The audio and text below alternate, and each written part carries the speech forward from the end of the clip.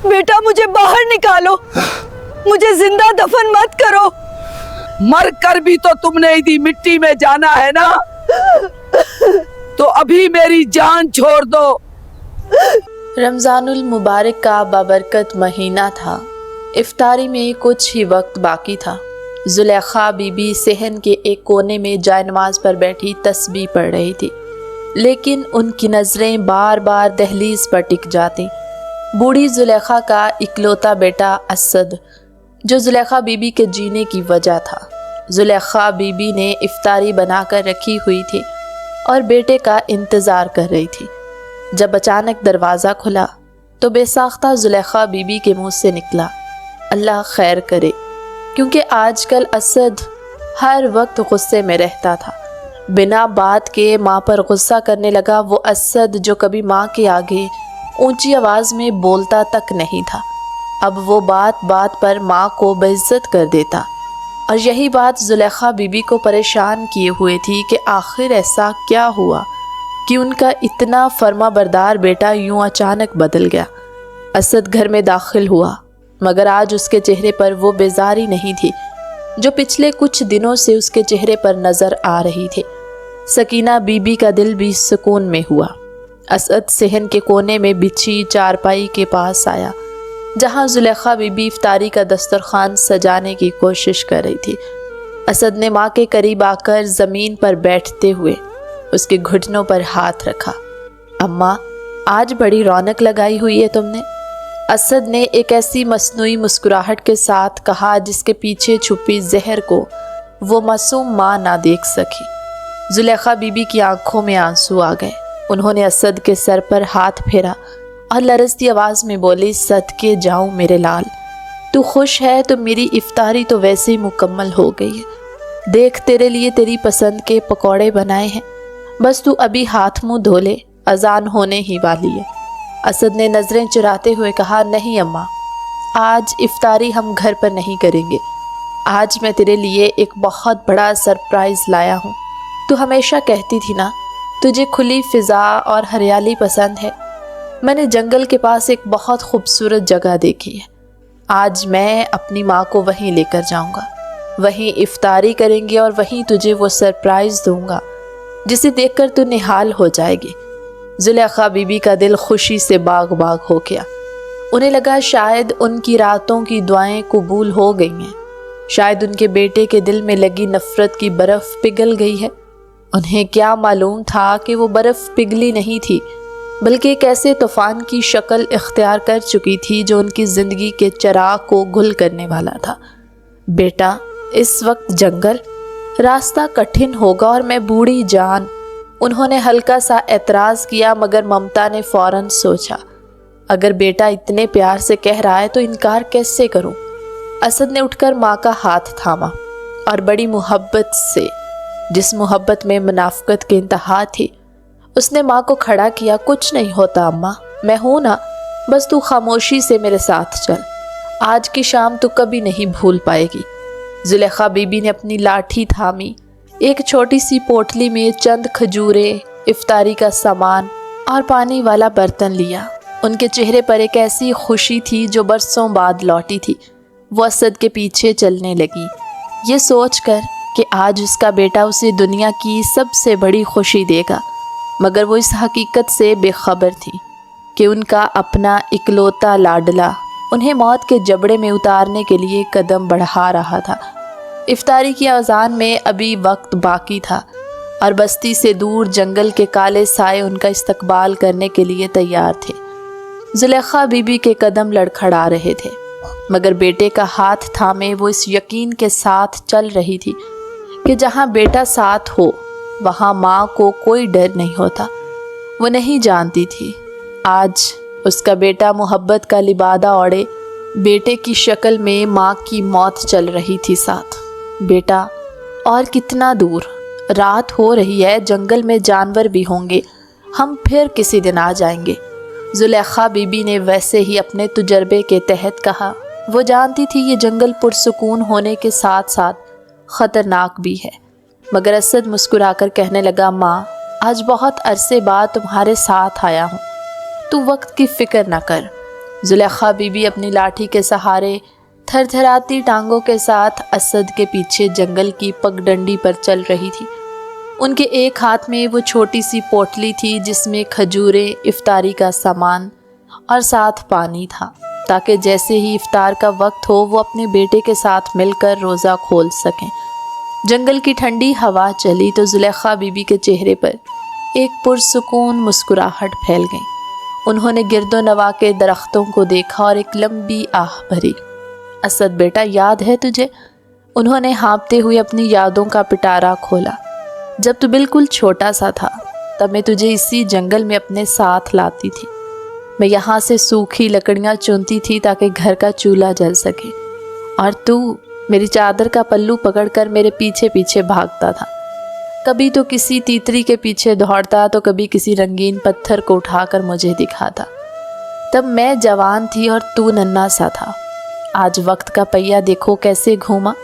آج میں بوڑھی ہو گئی ہوں، میری نظر کمزور ہے، میرے قدم ڈگمگاتے ہیں، مگر میرا جوان بیٹا ہو گیا۔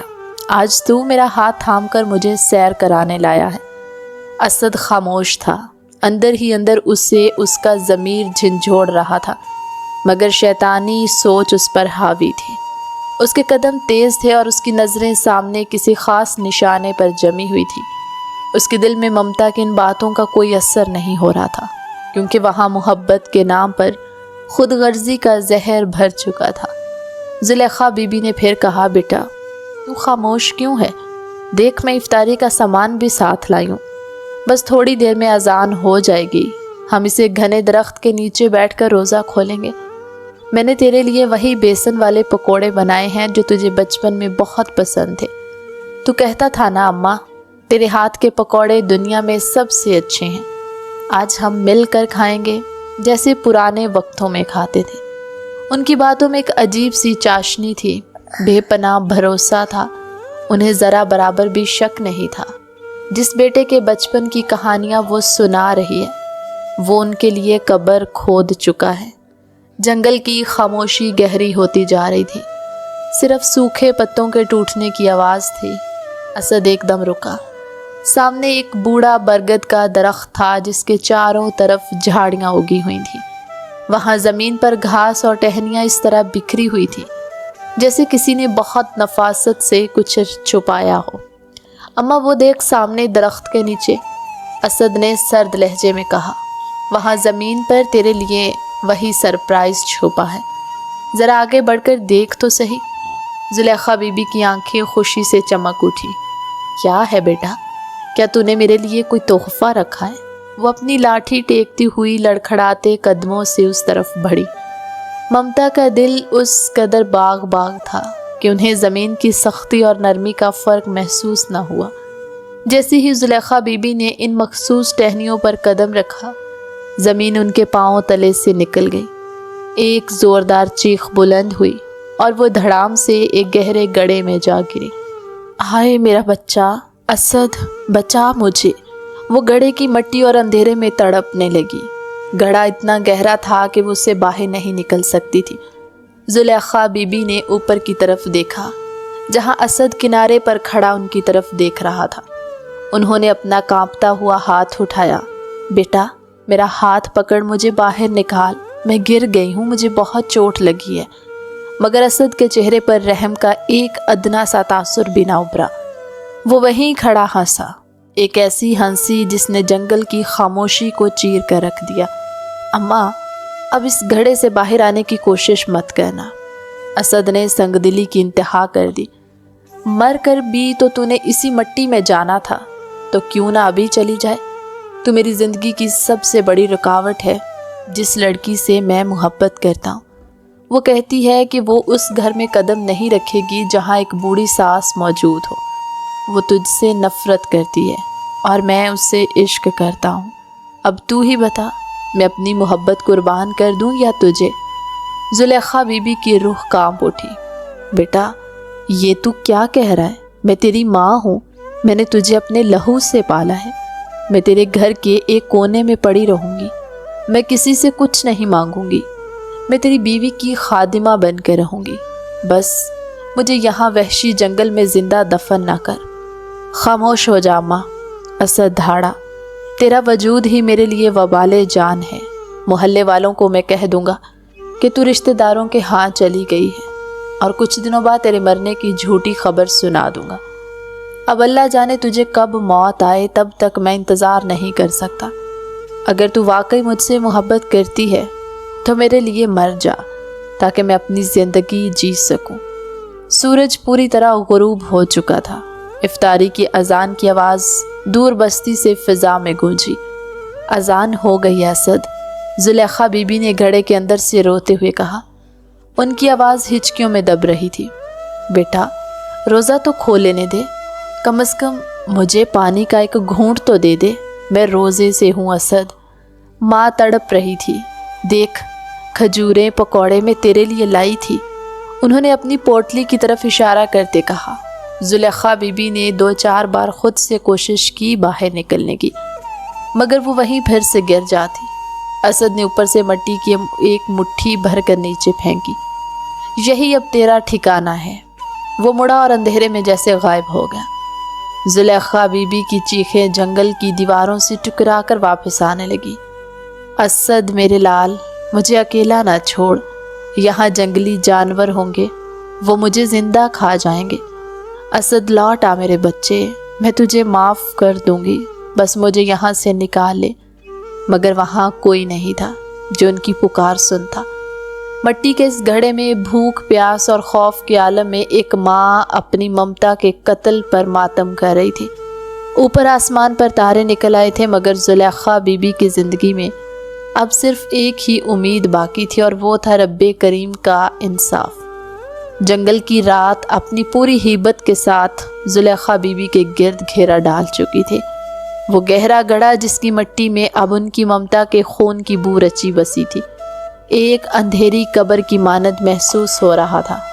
आसमान पर सितारे तो चमक रहे थे, मगर जुलेखा बीबी की दुनिया में सिर्फ तारीकी थी। वो घड़े की रेतली दीवार से टेक लगाए बैठ गई। उनका जहन माजी के दरीचों में भटक रहा था। असद, मेरा छोटा सा असद, वो सिसकते हुए बड़बड़ाई। उन्हें वो दिन याद आया जब असद को तेज़ बुखार था और वो पूरी रात उसे सीने से लगाए बैठी रही। उन्हें वो वक्त याद आया जब घर में रोटी का एक टुकड़ा होता तो वो खुद भूखी सो जाती, मगर अपने लाल का पेट भरती। उन्हें वो वक्त याद आया जब बेवगी की हालत में उन्होंने बेटे की खातिर अपनी जवानी कुर्बान कर दी। बेटा, तूने तो अभी अपनी दुल्हन के हाथ की रोटी भी नहीं चखी थी, उससे पहले ही अपनी माँ को मट्टी तले दबा दिया। उनकी हिचकियाँ बंध गई।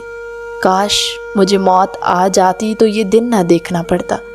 जंगल के सन्नाटे में दूर कहीं किसी गीदड़ के रोने की आवाज़ आई, जिसने जुलेखा बीबी के पोर पोर में झुरझुरी तारी कर दी। वो अपने कमज़ोर हाथों से गड़े के किनारों को पकड़ने की कोशिश करती, मगर हर बार मिट्टी उनके ऊपर आ गिरती। या अल्लाह, मैं रोज़े सी हूँ, क्या तेरी इस बंदी की इफ्तारी सी मिट्टी के घूंट से होगी? अचानक फ़िज़ा में एक भारी बरकम सरसराहट सुनाई दी। ये आवाज़ किसी छोटे जानवर की नहीं, बल्कि ऐसा लग रहा था जैसे कोई बहुत बड़ी चीज़ ज़मीन पर रेंगती हुई घड़े की तरफ आ रही। जुलेखा बीबी का सांस थम गया। उन्होंने ऊपर देखा तो इसी घड़े के एक किनारे पर 2 दहकते हुए अंगारे नजर आए। वो अंगारे नहीं बल्कि एक अजीमुल जस्सा स्या नाग की आंखें थी जो अंधेरे में चमक रही थी। नाग का वो हिब्बतनाक वजूद देखकर जुलेखा बीबी का दिल जैसे बंद होने लगा। वो दीवार के साथ बिल्कुल चिपक गई और उन्हें अपनी आंखें सख्ती से बंद कर ली। या रब, मेरे बेटे ने तो मुझे मरने के लिए छोड़ा था, मगर ये दरिंदा तो मुझे ज़िंदा नोच खाएगा।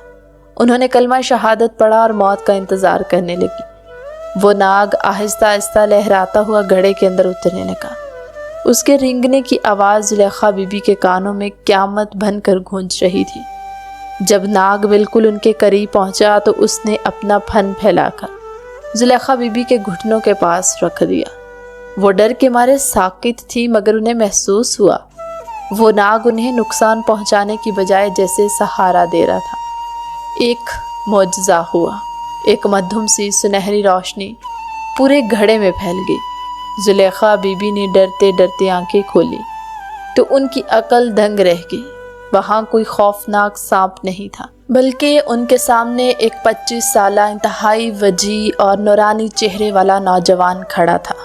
اس کے چہرے پر ایسی معصومیت اور ہمدردی تھی جو اسد کے چہرے پر کبھی نہ دیکھی تھی۔ زلیخا بی بی کے منہ سے آواز نہ نکلی۔ وہ کبھی گڑھے کے خالی کنارے کو دیکھتی اور کبھی اس نوجوان کو۔ اماں ڈرے مت، میں آپ کا دشمن نہیں، آپ کا وہ بیٹا ہوں جسے قدرت نے آپ کی سسکیوں کا جواب دینے کے لیے بھیجا ہے۔ نوجوان نے کمال ادب سے ان کا میلا اور کانپتا ہوا ہاتھ تھاما۔ بیٹا، کون ہو تم؟ ابھی تو یہاں ایک بلا تھی، زلیخا بی بی نے لرزتی آواز میں پوچھا۔ نوجوان نے مسکرا کر ان کے سر پر ہاتھ رکھا۔ اماں، میں وہی ہوں جسے آپ نے ابھی دیکھا۔ میں اس جنگل کا قدیم باشند ہوں جسے لوگ ناگ کہتے ہیں۔ میں برسوں سے آپ کو یہاں لکڑیاں چنتے دیکھتا تھا۔ آج جب آپ کے سگے لہو نے آپ کو ٹھکرایا تو مجھ جیسے بے زبان جاندار سے بھی یہ ظلم دیکھا نہ گیا۔ اس نے ایک لمحے میں زلیخا بی بی کو اپنی باہوں میں اٹھایا اور ایک غیر مرئی قوت کے ساتھ گھڑے سے باہر نکال دیا۔ زلیخا بی بی کے لیے یہ سب کسی خواب جیسا تھا۔ وہ نوجوان انہیں سہارا دے کر جنگل کے بیچوں بیچ بنی ایک پرسکون اور روشن جھونپڑی میں لے گیا۔ آئیے اماں، آج کی افطاری اس بد نصیب بیٹے کے ساتھ نہیں بلکہ اپنے اس ناگ بیٹے کے ساتھ کریں جو آپ کے لیے اپنی جان بھی حاضر کر دے گا۔ جھونپڑی کے اندر مٹی کے چراغ جل رہے تھے اور جائے نماز بچھی ہوئی تھی۔ زلیخا بی بی کی آنکھوں میں آنسو آ گئے، مگر یہ آنسو غم کے نہیں، اس غیبی مدد کے شکرانے کے تھے۔ جنگل کی اس پر اسرار جھونپڑی میں جہاں خاموشی کا راج تھا، آج ممتا کی خوشبو مہک رہی تھی۔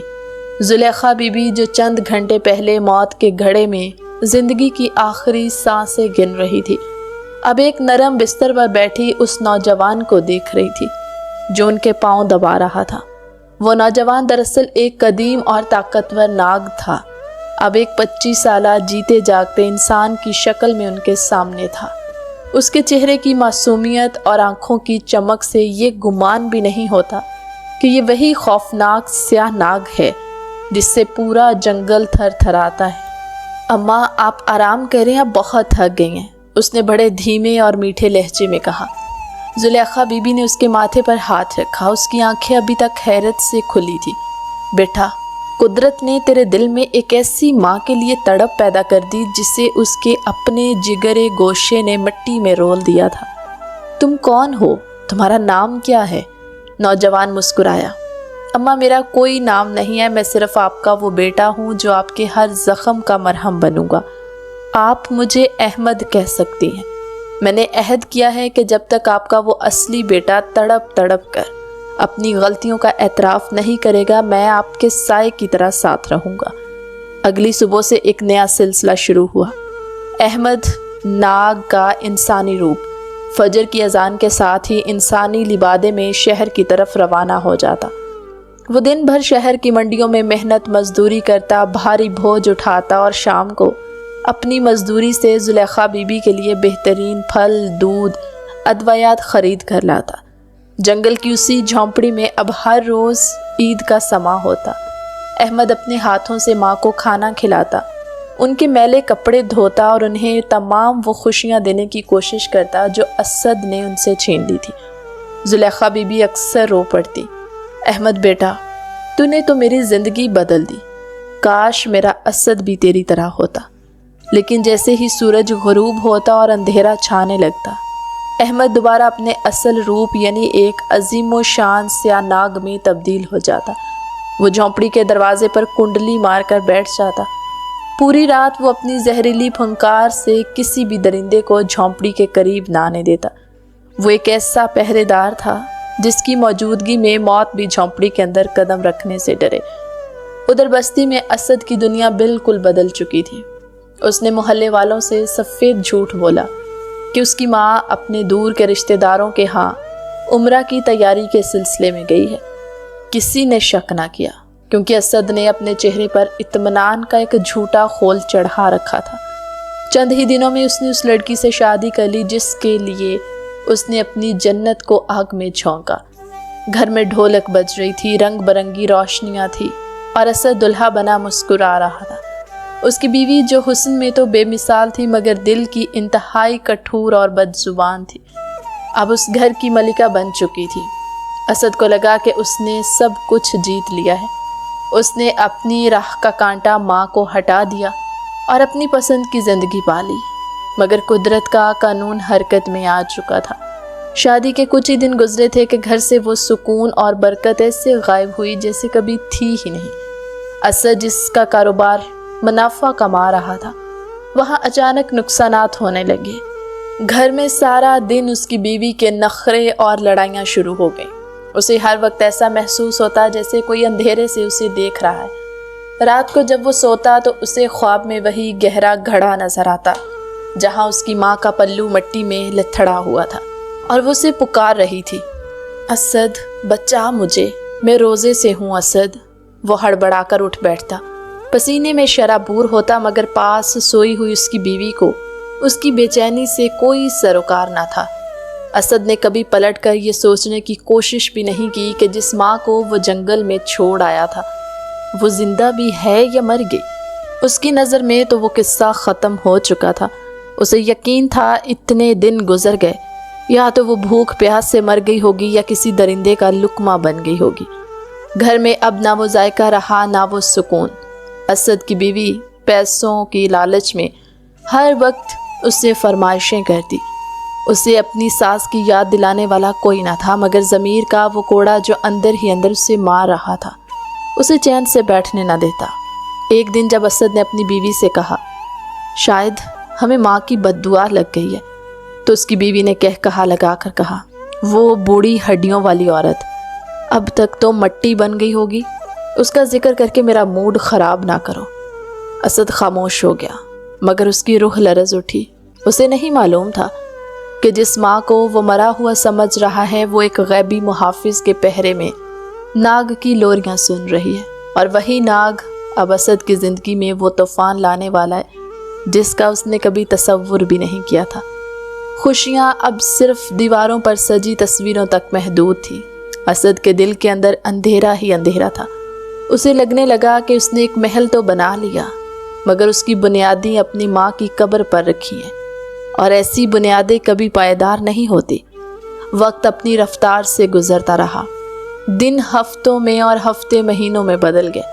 اسد کی زندگی میں بظاہر خوشیوں کے چراغ روشن تھے۔ اس کی بیوی امید سے ہوئی اور اسد کی خوشی کا کوئی ٹھکانہ نہ تھا۔ وہ اپنی بیوی کے گرد ایسے طواف کرتا جیسے وہی اس کی کل کائنات ہو۔ اس کی ہر خواہش، ہر نخرہ اسد کے لیے حکم کا درجہ رکھتا۔ وہ دولت کو پانی کی طرح بہا رہا تھا۔ قیمتی کپڑے، لذیذ کھانے اور گھر کی آرائش و زیبائش میں وہ اتنا مگن تھا، اسے کبھی بھول کر بھی اپنی بوڑھی ماں کا خیال نہ آیا۔ اس کے لیے زلیخا بی بی ماضی کا ایک ایسا ورق بن چکی تھی جسے وہ پھاڑ کر پھینک چکا تھا۔ اسے یہ یقین تھا کہ اب تک تو جنگل کی مٹی نے اس کا نام و نشان بھی مٹا دیا ہوگا۔ وہ اپنی نئی دنیا کے سحر میں ایسا گرفتار تھا کہ اسے ضمیر کی چبھن بھی محسوس ہونا بند ہو گئی۔ دوسری طرف اسی جنگل کی پراسرار جھونپڑی میں زلیخا بی بی کا حال مختلف تھا۔ احمد ناگ کا جو انسانی روپ ان کی خدمت میں کوئی کسر نہیں چھوڑتا، مگر ماں کا دل تو ماں کا ہوتا ہے۔ وہ جب بھی جائے نماز پر بیٹھتی ان کی آنکھوں سے آنسو جاری ہوتے۔ انہیں وہ لمحہ یاد آتا جب اسد نے انہیں دھکا دیا۔ وہ تلخ جملے ان کے کانوں میں سیسے کی طرح اترتے، اماں مر کے بھی تو نے مٹی میں جانا تھا تو آج ہی چلی جا۔ ان کا دل گھٹتا، روح تڑپتی، مگر پھر بھی ان کے لبوں پر اسد کے لیے بد دعا نہ آتی۔ وہ ہر نماز میں رو رو کر کہتی، یا اللہ میرے بچے کو معاف کر دینا، اسے ہدایت دے دینا۔ احمد جب انہیں اس حال میں دیکھتا تو اس کی آنکھیں غصے سے سرخ ہو جاتی، مگر وہ زلیخا بی بی کے سامنے اپنا غصہ پی جاتا اور بڑے پیار سے ان کا سر سہلاتا۔ اماں جس نے آپ کو یہ زخم دیے ہیں اس کا حساب اسے دینا ہوگا۔ آخرکار وہ دن آ گیا جب اسد کے گھر بیٹی کی پیدائش ہوئی۔ پورے محلے میں مٹھائیاں بانٹی گئی، گھر کو پھولوں سے سجایا گیا۔ اسد اپنی بیٹی کو سینے سے لگائے نہال ہو رہا تھا۔ اسے لگا شاید قدرت اس سے راضی ہے، اس لیے اسے اولاد کی نعمت سے نوازا ہے۔ وہ اپنی بیوی کے پاس بیٹھا مستقبل کے خواب بن رہا تھا۔ دیکھنا मैं अपनी बेटी को शहजादियों की तरह रखूँगा, इसे हर वो खुशी दूंगा जिसकी वो तमन्ना करेगी। लेकिन उसे ये खबर न थी कि यह खुशी दरअसल एक कड़ी आजमाइश का पेशे खैमा थी। मकाफाती अमल का पहला वार होने वाला था। वो बेटी की पैदाइश की पहली रात थी। असद और उसकी बीवी गहरी नींद में थे। थकन और खुशी ने उन्हें मदहोश कर रखा था। कमरे में सिर्फ एक हल्का सा लैंप जल रहा था। अचानक खिड़की से एक स्याह तवील साया अंदर दाखिल हुआ। वो स्याह नाग था जिसकी आंखें अंधेरे में दहक रही थी। नाग निहायत खामोशी से रेंगता हुआ झूले के पास पहुंचा। मासूम बच्ची मखमल के बिस्तरे पर सुकून की नींद सो रही थी। नाग ने अपने मुंह से एक ख़ास किस्म की महक छोड़ी जिससे असद और उसकी बीवी मज़ीद गहरी नींद में चले गए। फिर उसने निहायत एहतियात से बच्ची को अपने हिसार में लिया और इसे झूले से उठाकर खिड़की के रास्ते बाहर निकल गया। रात के पिछले पहर जब जुलेखा बीबी अपनी झोंपड़ी में तस्बीह कर रही थी, अहमद इंसानी रूप में अंदर दाखिल हुआ। उसकी गोद में कपड़े में लिपटी हुई नन्ही सी जान थी। अम्मा ये देखिए मैं आपके लिए क्या लाया हूँ। अहमद ने बच्ची को जुलेखा बीबी की गोद में रख दिया। जुलेखा बीबी हैरान रह गई। बेटा ये मासूम बच्चा कहाँ से आया, किसकी कली तोड़ लाए हो? अहमद ने मुस्कुरा कर कहा, अम्मा ये आपके उसी बेटे की अमानत है जिसने आपको मिट्टी में छोड़ा था। आज उसे इस बच्ची की माँ आप हैं। उसे आप पालेंगी, इसे आप लोरियाँ देंगी। असद से उसकी सबसे प्यारी चीज़ छिन चुकी है, मगर उसे अभी उसका इल्म नहीं था। जुलेखा बीबी ने लरसते हाथों से बच्ची को छुआ। ममता ने फौरन उसे सीने से लगा लिया। बिस्तर ठंडा था और उनकी कली कहीं गायब हो चुकी थी। असद पागलों की तरह गली गली भाग रहा था, मगर उसे क्या मालूम था कि कुदरत ने हिसाब किताब का रजिस्टर खोल लिया और ये तो महज शुरुआत थी। वक्त का पहिया घूमता रहा, मगर असद के घर की वीरानी ख़त्म होने का नाम न ले रही थी। बेटी के गायब होने के गम ने असद की बीवी को जिंदा लाश बना दिया, मगर कुदरत को भी मज़ीद हिसाब चुकाना था। कुछ अरसा गुजरा, अल्लाह ने उन्हें बेटे की नेमत से नवाजा। इस बार असद ने पहरे बिठा दिए, दरवाज़ों पर ताले लगवाए और ख़ुद रात भर जाग कर पहरा देता रहा। मगर जिसके पीछे कुदरत का गैबी हाथ हो उसे दुनिया की कोई दीवार नहीं रोक सकती। एक तूफ़ानी रात जब बिजलियां कड़क रही थी और बारिश की आवाज़ ने हर आहट को दबा दिया था, वही स्याह नाग दोबारा नमूदार हुआ। असद की आंखों के सामने एक धुंध सी छा गई और जब उसकी आंख खुली तो झूला फिर से खाली था। असद के पांव तले से ज़मीन निकल गई। उसकी बीवी धाड़े मार कर रोने लगी। पूरे घर में मातम बिछ गया। अब तो असद का ये हाल था कि वो दीवानों की तरह गलियों में भागता और हर आने जाने वाले से अपने बच्चों का पता पूछता। उसकी दौलत, उसकी मगरूर बीवी का गरूर और उसके बनाए हुए महल्लात सब खाक होने लगे। फाकों की नौबत आ गई। घर में जैसे नहुसत के साए डेरे डाल चुके थे। इसी हाल में भटकते हुए एक दिन वो बस्ती के बाहर एक पुराने दरख्त के नीचे बैठे एक अल्लाह वाले बुजुर्ग के पास जा पहुंचा। बुजुर्ग की आंखों में वो नूर था जो रूह के पार देख लेता। असद ने रो रो कर अपना हाल सुनाया तो बुजुर्ग ने एक गहरी आह भरी और जलाल भरे लहजे में पूछा, बेटा अपने बच्चों को ढूंढने निकले हो, कभी उस माँ को भी ढूंढा है जिसे तपती दोपहर में अफ्तारी के वक्त प्यासा छोड़ कर आए थे? क्या तुम्हें लगता है कि तुमने जिस हस्ती को जिंदा दरगोर किया उसका रब सो रहा था? बुजुर्ग के ये अल्फाज असद के कानों में हथौड़ों की तरह लगे। उसे अपनी माँ की वो आखिरी चीखें याद आने लगी जो उसने घड़े में गिरते हुए मारी थी। असद तड़प कर बुजुर्ग के कदमों में गिर गया। बाबा जी मैं गुनाहगार हूँ, मुझे बताएं मेरी नजात कहाँ है? बुजुर्ग ने उंगली से दूर घने जंगल की तरफ इशारा किया और कहा, जा उसी जंगल में जहाँ तूने मौत छुपाई थी वही जिंदगी तेरा इंतज़ार कर रही है। वही तेरी निजात है और वही तेरी सज़ा। असद भागा हुआ घर आया, अपनी बीवी को साथ लिया जब अपने गुनाहों पर पछता रही थी, क्योंकि उसी ने असद को माँ के खिलाफ उकसाया। दोनों मियाँ बीवी अंधेरे की परवाह किए बगैर उसी पगडंडी पर दौड़ने लगे जहाँ बरसों पहले असद अपनी माँ को मौत के घाट उतारने के लिए ले गया था। जंगल की वहशत आज उन्हें डरा नहीं रही थी, बल्कि उनका अपना ज़मीर उन्हें डस रहा था। भागते भागते दूर उन्हें एक हल्की सी चमक नजर आई, एक झोंपड़ी जिसके बाहर आग जल रही थी। जैसे ही वो करीब पहुंचे, उनका रास्ता एक देव हेकल स्या नाग ने रोक लिया। नाग की फुंकार से जंगल थराने लगा। असद और उसकी बीवी खौफ से साकित हो गए, मगर तभी वो नाग एक पल में इंसानी शक्ल इख्तियार कर गया और अहमद के रूप में उनके सामने खड़ा हो गया।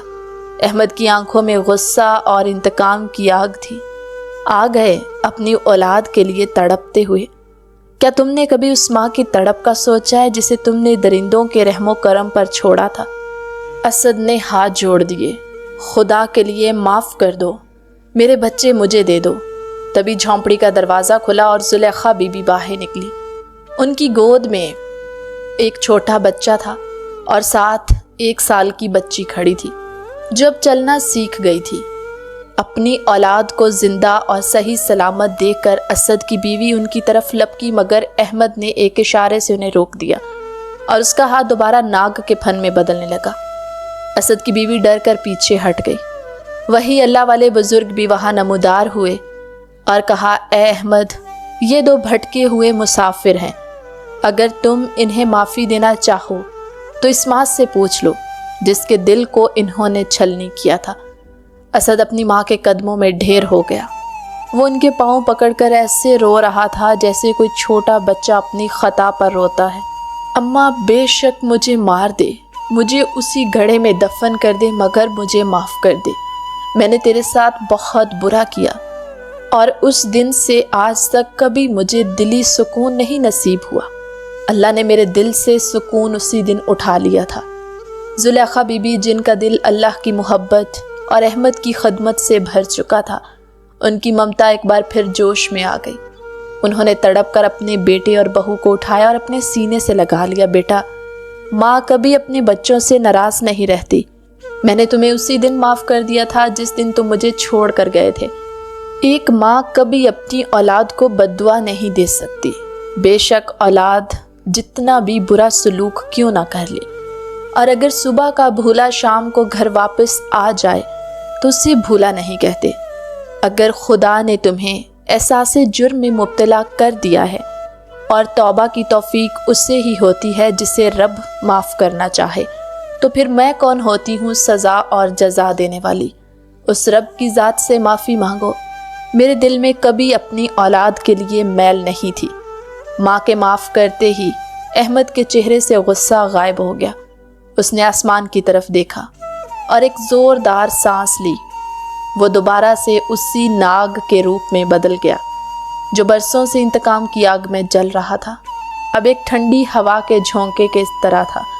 उसने जुलेखा बीबी को आखिरी बार झुककर सलाम किया और खामोशी से झाड़ियों में गायब हो गया, जैसे उसका मकसद पूरा हो चुका हो। असद और उसकी बीवी अपनी माँ और बच्चों को लेकर घर की तरफ रवाना हुए, जहाँ अब हकीकत बदल चुकी थी और उन्होंने जान लिया था दुनिया का सबसे बड़ा कला और सबसे बड़ी जन्नत माँ के कदमों तले ही होती है। जिस घर में माँ हंसती है, औलाद से खुश होती है, उस घर पर रब की रहमतों का नुज़ूल हमेशा रहता है। वही बूढ़ी जुलेखा बीबी जो कल तक बेटे की एक मुस्कुराहट देखने को तरसती थी, आज उस बेटे ने अपनी माँ को बिल्कुल मलिका बना कर रखा हुआ था। बहू उनकी सारा दिन माँ जी करती ना थकती। वो उसे बिल्कुल अपनी माँ समझने लगी और जुलेखा बीबी जो ये सब देखकर हर वक्त अपने रब का शुक्र अदा करती। कितना खुशियों भरा अल्लाह ने उन्हें घर नसीब किया था। प्यारे दोस्तों, माँ हमेशा अपनी औलाद की खुशियाँ चाहती है। अगर आपकी माँ हयात है तो उनके दिल को कभी मत दुखाएं। हमेशा कोशिश करें कि उनके दिल से निकलने वाली दुआओं का सबब बने।